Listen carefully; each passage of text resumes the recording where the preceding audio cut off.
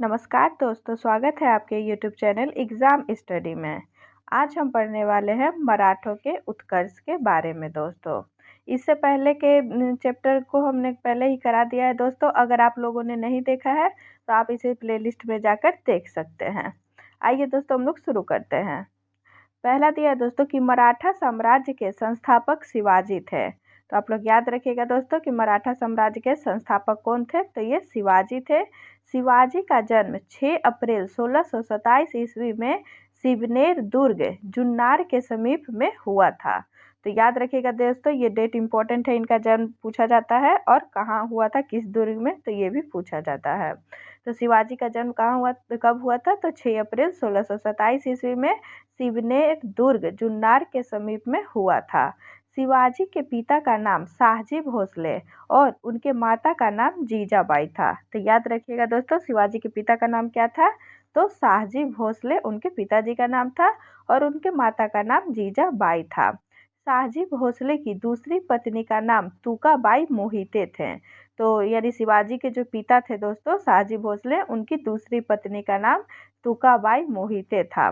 शिवाजी के गुरु कोंडदेव थे। तो शिवाजी के गुरु का नाम क्या था दोस्तों, तो कोंडदेव थे। आध्यात्मिक क्षेत्र में शिवाजी के आचरण पर गुरु रामदास का काफी प्रभाव था। तो आध्यात्मिक क्षेत्र में शिवाजी के आचरण पर किसका काफी प्रभाव था दोस्तों, तो गुरु रामदास का काफी प्रभाव था। नेक्स्ट दिया दोस्तों, शिवाजी का विवाह साईबाई निवलाकर से 1640 ईस्वी में हुआ था। तो शिवाजी का विवाह किससे हुआ था दोस्तों, तो साईबाई निवलाकर से 1640 ईस्वी में हुआ था। शाहजी ने शिवाजी को पूना की जागीर प्रदान कर स्वयं बीजापुर रियासत में नौकरी कर ली। तो शाहजी ने यानी शिवाजी के पिताजी ने दोस्तों शिवाजी को पूना की जागीर प्रदान कर स्वयं बीजापुर रियासत की नौकरी कर ली। अपने सैन्य अभियान के अंतर्गत 1644 ईस्वी में शिवाजी ने सर्वप्रथम बीजापुर के तोरण नामक पहाड़ी किले पर अधिकार किया। तो याद रखिएगा दोस्तों, आपसे पूछा जा सकता है कि शिवाजी ने बीजापुर पर अधिकार कब किया, तो ये 1644 ईस्वी में। नेक्स्ट है दोस्तों कि 1656 ईस्वी में शिवाजी ने रायगढ़ को अपनी राजधानी बनाया। तो शिवाजी ने रायगढ़ को अपनी राजधानी कब बनाया दोस्तों, तो 1656 ईस्वी में। और 1644 में बीजापुर को अपने अधिकार में ले लिए थे। कौन दोस्तों, तो शिवाजी। नेक्स्ट दिया है दोस्तों कि बीजापुर के सुल्तान ने अपने योग्य सेनापति अफजल खां को सितंबर 1665 ईस्वी में शिवाजी को पराजित करने के लिए भेजा। शिवाजी ने अफजल खां की हत्या कर दी। तो क्या दिया है दोस्तों कि बीजापुर के सुल्तान ने अपने योग्य सेनापति अफजल खां को सितंबर 1665 ईस्वी में शिवाजी को पराजित करने के लिए भेजा। शिवाजी ने अफजल खां की हत्या कर दी। शिवाजी ने सूरत को 1664 ईस्वी में एवं 1679 ईस्वी में लूटा। तो याद रखिएगा दोस्तों, शिवाजी ने सूरत को 2 बार लूटा। कब, तो 1664 ईस्वी में और दूसरा 1679 ईस्वी में। नेक्स्ट है दोस्तों, पुरंदर की संधि 1665 ईस्वी में महाराजा जयसिंह एवं शिवाजी के मध्य संपन्न हुआ था। तो ये पुरंदर की संधि इंपॉर्टेंट है दोस्तों, ये बहुत पूछा जाता है कि पुरंदर की संधि कब हुई थी, तो ये 1665 ईस्वी में हुई थी। किसके किसके बीच, तो महाराजा जयसिंह एवं शिवाजी के मध्य संपन्न हुआ था। 1672 ईस्वी में शिवाजी ने पन्हाला दुर्ग को बीजापुर से छीना। 1672 ईस्वी में दोस्तों शिवाजी ने पन्हाला दुर्ग को किससे छीना, तो बीजापुर से छीना। 5 जून 1674 ईस्वी को शिवाजी ने रायगढ़ में वाराणसी काशी के प्रसिद्ध विद्वान श्री गंगा भट्ट द्वारा अपना राज्याभिषेक करवाया। तो ये क्वेश्चन पूछा जाता है दोस्तों कि कहाँ के विद्वान के द्वारा शिवाजी ने अपना राज्याभिषेक करवाया था, तो ये वाराणसी के प्रसिद्ध विद्वान श्री गंगा भट्ट के द्वारा शिवाजी ने अपना राज्याभिषेक करवाया था। मूल रूप से गंगा भट्ट महाराष्ट्र का एक सम्मानित ब्राह्मण था जो लंबे समय से वाराणसी में रह रहे थे। नेक्स्ट दिया दोस्तों कि शिवाजी को औरंगजेब ने मई 1666 ईस्वी में जयपुर भवन में कैद कर लिया, जहां से वे 16 अगस्त 1666 ईस्वी में भाग निकले। तो शिवाजी ने औरंगजेब को कब कैद किया था दोस्तों? तो मई 1666 ईस्वी में कैद किया था। कहाँ किया था? तो ये जयपुर भवन में कैद किए थे। लेकिन 16 अगस्त 1666 ईस्वी में शिवाजी भाग निकले थे वहां से। मात्र 53 वर्ष की आयु में 3 अप्रैल 1680 ईस्वी को शिवाजी की मृत्यु हो गई। कब दोस्तों? तो मात्र 53 वर्ष की आयु में 3 अप्रैल 1680 ईस्वी को शिवाजी की मृत्यु हो गई दोस्तों। नेक्स्ट इधर दिया दोस्तों महाराष्ट्र के प्रमुख संत। तो महाराष्ट्र के प्रमुख संत के बारे में देख लेते हैं दोस्तों। पहला है ज्ञानदेव या ज्ञानेश्वर। तो इनका कार्यकाल है दोस्तों 1271 से 1296 तक। तो दिया है दोस्तों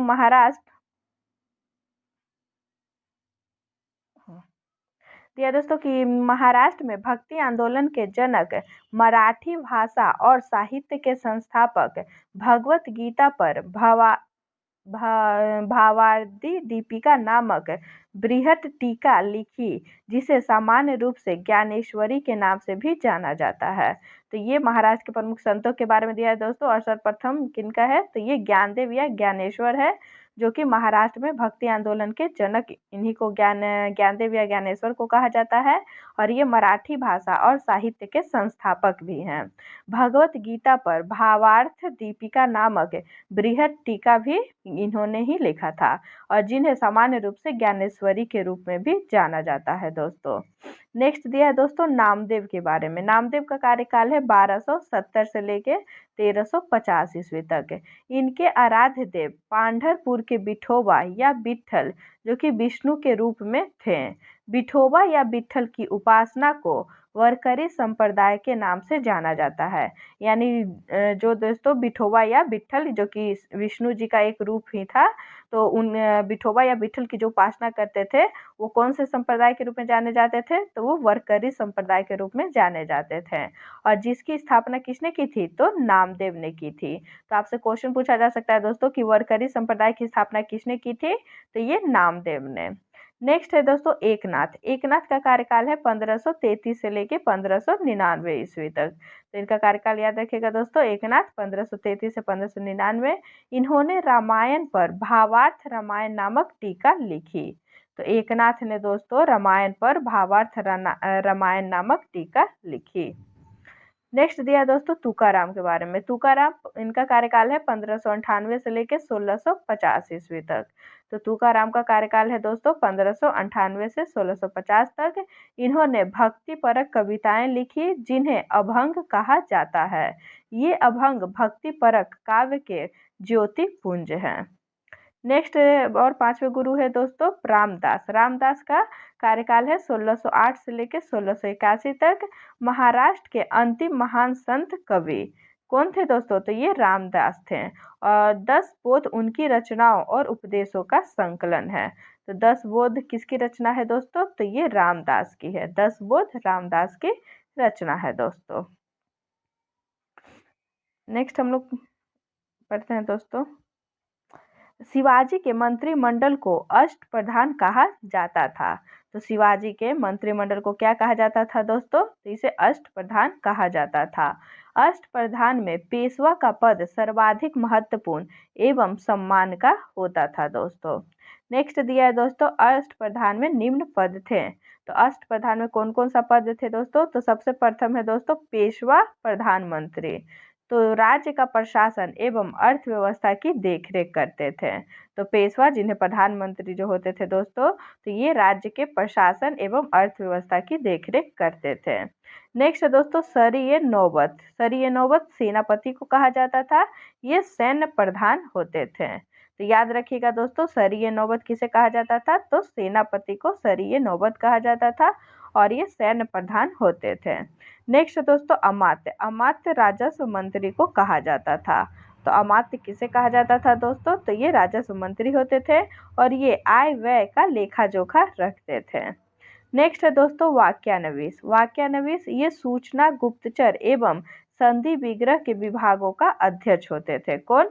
तो वाक्यानवीस दोस्तों सूचना, गुप्तचर एवं संधि विग्रह के विभागों के अध्यक्ष होते थे। नेक्स्ट है दोस्तों चिटनीस। चिटनीस ये राजकीय पत्रों को पढ़कर उसकी भाषा शैली को देखना, यानी चिटनीस जो थे दोस्तों वो राजकीय पत्रों को पढ़कर उसकी भाषा शैली को देखते थे। नेक्स्ट है दोस्तों सुमंत। तो सुमंत विदेश मंत्री होते थे। तो सुमंत कौन होते थे दोस्तों? तो ये विदेश मंत्री होते थे। नेक्स्ट दिया दोस्तों पंडित राव। पंडित राव ये धार्मिक कार्यों के लिए तिथि का निर्धारण करते थे। तो कोई भी जो धार्मिक कार्य होता था दोस्तों तो उसके लिए तिथि का निर्धारण कौन करते थे? तो ये पंडित राव करते थे। नेक्स्ट दिया दोस्तों न्यायाधीश। न्यायाधीश ये न्याय विभाग के प्रधान होते थे। तो यही अष्टप्रधान शिवाजी के दरबार में रहते थे दोस्तों। नेक्स्ट दिया दोस्तों कि शिवाजी ने दरबार में मराठी को भाषा के रूप में प्रयोग किया। तो शिवाजी ने दरबार में किस भाषा का प्रयोग किया दोस्तों? तो मराठी को। नेक्स्ट दिया दोस्तों कि शिवाजी की सेना 3 महत्वपूर्ण भागों में विभक्त थी। तो शिवाजी की जो सेना थी दोस्तों 3 महत्वपूर्ण भागों में विभक्त थी। पहले थी दोस्तों पागा सेना। पागा सेना जो कि नियमित घुड़सवार सैनिक होते थे। तो जो नियमित घुड़सवार सैनिक होते थे दोस्तों उसे पागा सेना कहते थे। नेक्स्ट दिया दोस्तों सिलहदार। सिलहदार जो अस्थायी घुड़सवार सैनिक होते थे। तो जो अस्थायी होते थे दोस्तों यानी जो जिन्हें स्थायी रूप से नहीं रखा जाता था वो उन्हें सिलहदार कहते थे। और जो स्थायी होते थे नियमित रहे या स्थायी रहे दोस्तों, अगर स्थायी घुड़सवार सैनिक बोला जाएगा तो भी पागा सेना होगा, और अगर नियमित घुड़सवार सैनिक लिखा रहे तो भी पागा सेना ही होगा, और अगर अस्थायी रहेगा तो ये सिलहदार हो जाएंगे। और पैदल तो पैदल सेना को पैदल कहा जाता था। नेक्स्ट दिया दोस्तों कि शिवाजी की कर व्यवस्था मलिक अंबर की कर व्यवस्था पर आधारित थी। तो शिवाजी की कर व्यवस्था किस पर आधारित थी दोस्तों? तो ये मलिक अंबर की कर व्यवस्था पर आधारित थी। शिवाजी ने रस्सी द्वारा माप की व्यवस्था के स्थान पर काठी एवं मानक छड़ी के प्रयोग का आरंभ किया था। तो याद रखिएगा दोस्तों कि शिवाजी ने रस्सी द्वारा माप की व्यवस्था के स्थान पर काठी एवं मानक छड़ी के प्रयोग को आरंभ किया था। शिवाजी के समय कुल उपज का 33% भाग राजस्व के रूप में वसूला जाता था, जो बढ़कर 40% हो गया था। तो शिवाजी के समय कुल उपज का दोस्तों 33% भाग राजस्व के रूप में वसूला जाता था, जो बढ़कर कितना हो गया था? तो ये 40% हो गया था। नेक्स्ट दिया दोस्तों इससे क्वेश्चन पूछा जाता है चौथ और सरदेशमुखी से, कि चौथ एवं सरदेशमुखी नामक कर शिवाजी के द्वारा लगाया जाता था। अब आपसे पूछा जा सकता है दोस्तों कि चौथ कर कौन सा क्या है? तो चौथ दोस्तों किसे लिया जाता था? तो किसी एक क्षेत्र को बर्बाद न करने के बदले दी जाने वाली रकम को क्या कहा जाता था दोस्तों? तो उसे चौथ कहा जाता था। तो किसी एक क्षेत्र को बर्बाद न करने के बदले दी जाने वाली रकम को चौथ कहा जाता था। उसके बाद है दोस्तों सरदेशमुखी। सरदेशमुखी तो इसके हक का दावा करके शिवाजी स्वयं को सर्वश्रेष्ठ देशमुख प्रस्तुत करना चाहते थे। तो सरदेशमुखी से दोस्तों इसके हक का दावा करके शिवाजी स्वयं को सर्वश्रेष्ठ देशमुख प्रस्तुत करना चाहते थे। नेक्स्ट दिया दोस्तों कि शिवाजी ने किले की सुरक्षा के लिए नियुक्त अधिकारी। तो शिवाजी ने किले की सुरक्षा के लिए कौन कौन से अधिकारी को नियुक्त किया था? तो पहला है दोस्तों हवलदार। हवलदार तो ये किले की आंतरिक व्यवस्था की देखरेख करता था। तो किले की आंतरिक व्यवस्था की देखरेख कौन करता था दोस्तों? तो ये हवलदार करता था। उसके बाद है दोस्तों सरे नौबत। सरे नौबत ये किले की सेना का नेतृत्व करता था। तो जो किले में सेना रहते थे दोस्तों उसका नेतृत्व कौन करता था? तो ये सरे नौबत करता था। नेक्स्ट है सबनीस। सबनीस तो ये किले की अर्थव्यवस्था, पत्र व्यवहार एवं भंडार की देखरेख करता था। तो सबनीस दोस्तों अर्थव्यवस्था, पत्र व्यवहार एवं भंडार की देखरेख करता था। सरने नौबत जो कि किले की सेना का नेतृत्व करता था। हवलदार ये किले की आंतरिक व्यवस्था की देखरेख करता था दोस्तों। नेक्स्ट इधर दिया दोस्तों शिवाजी के उत्तराधिकारी। तो शिवाजी के उत्तराधिकारी संभाजी था। तो शिवाजी के उत्तराधिकारी का नाम क्या था दोस्तों? तो ये संभाजी था। संभाजी ने उज्जैन के हिंदी एवं संस्कृत के प्रकांड विद्वान कवि कलश को अपना सलाहकार नियुक्त किया। तो संभाजी ने दोस्तों किसे अपना सलाहकार नियुक्त किया? तो ये हिंदी एवं संस्कृत के प्रकांड विद्वान कवि कलश को संभाजी ने अपना सलाहकार नियुक्त किया। मार्च 1689 ईस्वी को मुगल सेनापति मखरब खां ने संगमेश्वर में छिपे हुए संभाजी एवं कवि कलश को गिरफ्तार कर लिया और उसकी हत्या कर दी। तो याद रखिएगा दोस्तों कि मार्च 1689 ईस्वी को मुगल सेनापति मखरब खां ने संगमेश्वर में छिपे हुए संभाजी एवं कवि कलश को गिरफ्तार कर लिया और उसकी हत्या कर दी। संभाजी के बाद 1689 ईस्वी में राजा राम को नए छत्रपति के रूप में राज्याभिषेक किया गया। तो क्या दिया है दोस्तों कि संभाजी के बाद 1689 ईस्वी में राजा राम को नए छत्रपति के रूप में राज्याभिषेक किया गया। राजा राम ने अपनी दूसरी राजधानी सतारा को बनाया। तो राजा राम ने अपनी दूसरी राजधानी कहाँ बनाया दोस्तों? तो ये सतारा को, जो कि महाराष्ट्र में है। नेक्स्ट है दोस्तों, राजा राम मुगलों से संघर्ष करता हुआ 1700 ईस्वी में मारा गया।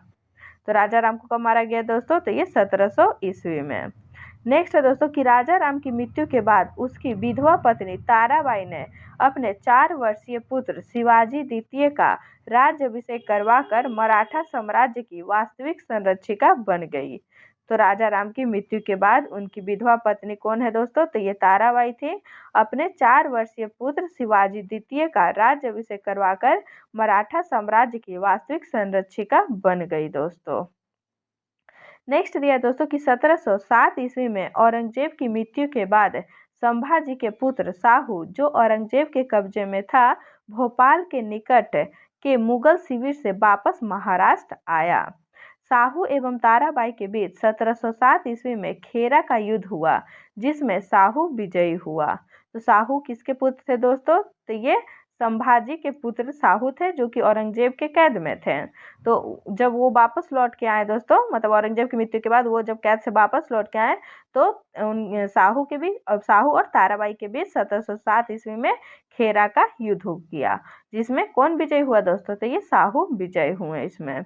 साहू ने 22 जनवरी 1708 ईस्वी को सतारा में अपना राज्याभिषेक करवाया। तो साहू ने कहाँ अपना राज्याभिषेक करवाया दोस्तों? तो ये सतारा में। कब? तो 1708 ईस्वी में। नेक्स्ट दिया दोस्तों कि साहू के नेतृत्व में नवीन मराठा साम्राज्यवाद के प्रवर्तक पेशवा लोग थे, जो साहू के पैतृक प्रधानमंत्री थे। पेशवा पद पहले पेशवा के साथ ही वंशानुगत हो गया था। नेक्स्ट दिया दोस्तों कि 1713 ईस्वी में साहू ने बालाजी विश्वनाथ को पेशवा बनाया। इनकी मृत्यु 1720 ईस्वी में हुई। इसके बाद पेशवा बाजीराव प्रथम हुए। तो क्या दिया है दोस्तों कि 1713 ईस्वी में साहू ने बालाजी विश्वनाथ को पेशवा बनाया। इनकी मृत्यु 1720 ईस्वी में हुई। इसके बाद पेशवा बाजीराव प्रथम हुए। यानी बालाजी विश्वनाथ के बाद कौन आए दोस्तों? तो बालाजी विश्वनाथ के बाद बाजीराव प्रथम आए। नेक्स्ट दिया दोस्तों, थोड़ा जूम कर लेते हैं दोस्तों इसे। हाँ, पेशवा बाजीराव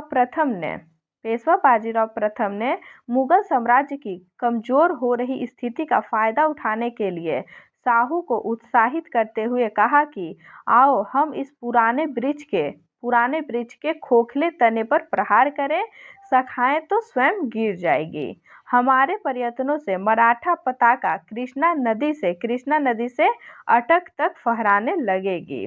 अटक दोस्तों अफगानिस्तान में है। तो अटक तक फहराने लगेगी। उत्तर में साहू ने कहा, निश्चित रूप से ही आप इसे हिमालय के पार गाड़ देंगे। निसंदेह आप योग पिता के योग पुत्र हैं। नेक्स्ट दिया दोस्तों कि पालखेरा का युद्ध 7 मार्च 1728 ईस्वी में बाजीराव प्रथम एवं निजाम मुल्क के बीच हुआ था। तो पालखेरा का युद्ध किसके किसके बीच हुआ था दोस्तों? तो ये बाजीराव प्रथम एवं निजामुल मुल्क के बीच हुआ था। कब? तो 1728 ईस्वी में, जिसमें निजाम की हार हुई। निजाम के साथ मुंशी शिवगांव की संधि हुई दोस्तों। तो आपसे क्वेश्चन पूछा जा सकता है दोस्तों कि मुंशी शिवगांव की संधि किन के बीच हुई? तो ये हैदराबाद के शासक निजामुल मुल्क और बाजीराव प्रथम के बीच दोस्तों मुंशी शिवगांव की संधि हुई। किस युद्ध के बाद? तो ये पालखेरा के युद्ध के बाद दोस्तों। दिल्ली पर आक्रमण करने वाला प्रथम पेशवा बाजीराव प्रथम था, जिसने 29 मार्च 1737 ईस्वी को दिल्ली पर धावा बोला। उस समय मुगल बादशाह मुहम्मद शाह दिल्ली छोड़ने के लिए तैयार हो गया था। बाजीराव प्रथम मस्तानी नामक महिला से संबंध होने के कारण चर्चित रहा था। तो बाजीराव प्रथम दोस्तों मस्तानी नामक महिला से संबंध होने के कारण चर्चित रहा था। नेक्स्ट दिया दोस्तों कि 1740 ईस्वी में बाजीराव प्रथम की मृत्यु हो गई। तो कब दोस्तों? तो 1740 ईस्वी में बाजीराव प्रथम की मृत्यु हो गई। बाजीराव प्रथम की मृत्यु के बाद बालाजी बाजीराव 1740 ईस्वी में पेशवा बना। 1750 ईस्वी में संगोला संधि के बाद पेशवा के हाथ में सारे अधिकार सुरक्षित हो गए। तो क्या दिया दोस्तों कि 1750 ईस्वी में संगोला संधि के बाद पेशवा के हाथ में सारे अधिकार सुरक्षित हो गए और जो छत्रपति थे दोस्तों यानी जो संभाजी और साहू जी थे वो पद को समाप्त कर दिया गया और ये मतलब पेशवा ही प्रधान हो गए। बालाजी बाजीराव को नाना साहेब के नाम से भी जाना जाता था। तो बालाजी बाजीराव को और किस नाम से जाना जाता था दोस्तों? तो इन्हें नाना साहेब के नाम से जाना जाता था। झलकी की संधि हैदराबाद के निजाम एवं बालाजी बाजीराव के मध्य हुआ था दोस्तों। तो झलकी की संधि किसने किया था दोस्तों? तो हम लोगों ने पहले देखा था दोस्तों कि मुंशी शिवगांव की संधि किसके किसके बीच हुई थी। तो ये मुंशी शिवगांव की संधि हम लोग पहले पढ़े थे दोस्तों। ये हुआ था पालखेरा के युद्ध के बाद बाजीराव प्रथम एवं निजाम मुल्क के बीच हुई थी। बाजीराव प्रथम थे। और यहाँ हम लोग पढ़ेंगे दोस्तों किसकी संधि? झलकी की संधि। झलकी की संधि हुई थी दोस्तों हैदराबाद के निजाम एवं बालाजी बाजीराव के मध्य हुई थी।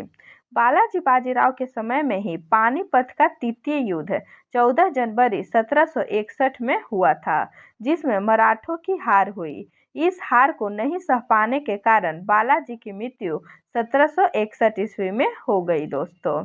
माधवराव नारायण प्रथम 1761 ईस्वी में पेशवा बना।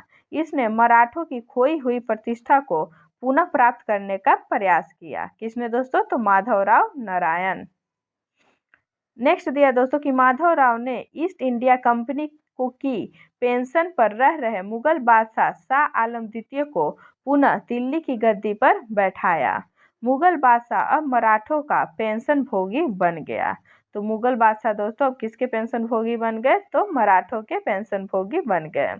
पेशवा नारायण राव 1772 से 1773 की हत्या उसके चाचा रघुनाथ राव के द्वारा कर दी गई। तो पेशवा नारायण राव की हत्या किसके द्वारा कर दी गई दोस्तों? तो उसके चाचा रघुनाथ राव के द्वारा कर दी गई। पेशवा माधवराव नारायण द्वितीय की अल्पायु के कारण मराठा राज्य की देखरेख 12 भाई सभा नाम की 12 सदस्यों की एक परिषद करती थी। इस परिषद को दो महत्वपूर्ण सदस्य महादाजी सिंधिया एवं नाना फडणवीस थे दोस्तों। तो याद रखिएगा दोस्तों कि पेशवा माधवराव नारायण द्वितीय की अल्पायु के कारण मराठा राज्य की देखरेख 12 भाई सभा नाम की 12 सदस्यों की एक परिषद करती थी और इस परिषद के दो महत्वपूर्ण सदस्य कौन थे दोस्तों? तो पहला थे महादाजी सिंधिया और दूसरे थे दोस्तों नाना फडणवीस। अंतिम पेशवा राघोबा का पुत्र बाजीराव द्वितीय था, जो अंग्रेज की सहायता से पेशवा बना था। मराठों के पतन में सर्वाधिक योगदान इसी का था। तो मराठों के पतन में सर्वाधिक योगदान किसका था दोस्तों? तो बाजीराव द्वितीय का। यह सहायक संधि स्वीकार करने वाला प्रथम मराठा सरदार था।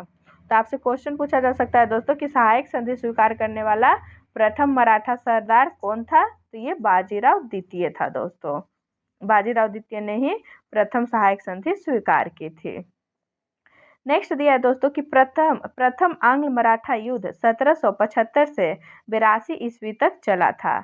इसके बाद 1776 ईस्वी में पुरंदर की संधि हुई। इसके तहत कंपनी ने रघुनाथ राव के समर्थन को वापस लिया। नेक्स्ट दिया दोस्तों द्वितीय आंग्ल मराठा युद्ध। द्वितीय आंग्ल मराठा युद्ध 1803 से लेकर 1805 ईस्वी में हुआ था दोस्तों। इसमें भोसले नागपुर ने अंग्रेजों को चुनौती दी। इसके फलस्वरूप 7 सितंबर 1803 ईस्वी को देवगांव की संधि हुई दोस्तों। तो पहला में दोस्तों किसकी संधि हुई थी? तो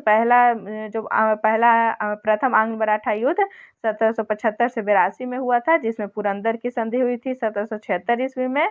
नेक्स्ट द्वितीय आंग्ल मराठा युद्ध में दोस्तों देवगांव की संधि हुई और ये 1803 से 1805 ईस्वी तक हुआ था।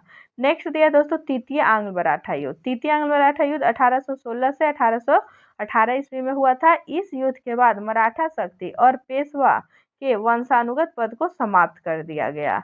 तो जो तृतीय आंग्ल मराठा युद्ध हुआ दोस्तों, इसमें पेशवा के वंशानुगत पद को क्या कर दिया गया? समाप्त कर दिया गया। नेक्स्ट दिया दोस्तों कि पेशवा बाजीराव द्वितीय ने कोरेगांव एवं अस्टी के युद्ध में हारने के बाद फरवरी 1818 ईस्वी में मेलकम के सम्मुख आत्मसमर्पण कर दिया। अंग्रेजों ने पेशवा के पद को समाप्त कर बाजीराव द्वितीय को कानपुर के निकट बिठूर में पेंशन पर जीने के लिए भेज दिया, जहां 1853 ईस्वी में इसकी मृत्यु हो गई दोस्तों।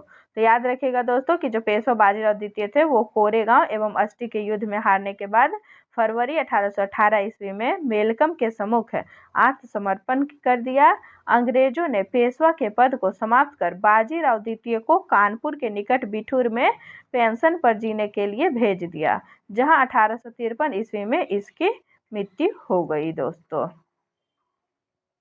नेक्स्ट इधर दिया हुआ है दोस्तों संधियां, अंग्रेज मराठा संघर्ष के अंतर्गत होने वाली संधियां और उसके वर्ष दिए हैं दोस्तों। तो सर्वप्रथम दिया है दोस्तों संधियां और इधर वर्ष। तो सर्वप्रथम है सूरत की संधि। सूरत की संधि हुआ था दोस्तों 1775 ईस्वी में। सूरत की संधि हुई थी दोस्तों 1775 में। नेक्स्ट है पुरंदर की संधि। पुरंदर की संधि हुई थी दोस्तों 1776 ईस्वी में। नेक्स्ट है दोस्तों बड़गांव की संधि। बड़गांव की संधि हुई थी दोस्तों 1779 में। नेक्स्ट है दोस्तों सालबाई की संधि। सालबाई की संधि ये 1782 ईस्वी में हुई थी। तो सालाबाई की संधि कब हुई थी दोस्तों? तो ये 1782 ईस्वी में हुई थी। नेक्स्ट दोस्तों बसीन की संधि। बसीन की संधि 1802 ईस्वी में। बसीन की संधि कब हुई थी दोस्तों? तो ये 1802 ईस्वी में हुई थी। नेक्स्ट है देवगांव की संधि। देवगांव की संधि दोस्तों 1803 ईस्वी में। देवगांव की संधि कब हुई थी दोस्तों? तो ये 1803 ईस्वी में हुई थी। नेक्स्ट है सूरजी अर्जुन गांव की संधि। ये 1803 ईस्वी में। तो सूरजी अर्जुन गांव की संधि कब हुई थी दोस्तों? तो ये 1803 ईस्वी में। नेक्स्ट है राजापुर घाट की संधि। राजापुर घाट की संधि हुई थी 1804 में। राजापुर घाट की संधि हुई थी 1804 ईस्वी में। नेक्स्ट है दोस्तों नागपुर की संधि। नागपुर की संधि 1816 ईस्वी में। नागपुर की संधि हुई थी दोस्तों 1816 ईस्वी में। नेक्स्ट है ग्वालियर की संधि। ग्वालियर की संधि हुई थी दोस्तों 1817 ईस्वी में। तो ग्वालियर की संधि कब हुई थी दोस्तों? तो ये 1817 ईस्वी में ग्वालियर की संधि हुई थी। उसके बाद है दोस्तों पूना की संधि। पूना की संधि भी 1817 ईस्वी में हुई थी। तो ग्वालियर की संधि और पूना की संधि दोनों 1817 ईस्वी में हुई थी दोस्तों। नेक्स्ट और लास्ट है दोस्तों मंदसौर की संधि। मंदसौर की संधि हुई थी दोस्तों 1818 ईस्वी में। तो मंदसौर की संधि कब हुई थी दोस्तों? तो ये 1818 ईस्वी में हुई थी दोस्तों। नेक्स्ट हम लोग का आधुनिक भारत स्टार्ट होता है दोस्तों, जिसे हम कल नेक्स्ट वीडियो में स्टार्ट करेंगे। आज के लिए इतना ही। आज हम लोग का मध्यकालीन इतिहास खत्म हो गया दोस्तों। नेक्स्ट हम लोग आधुनिक भारत का इतिहास कल से पढ़ेंगे।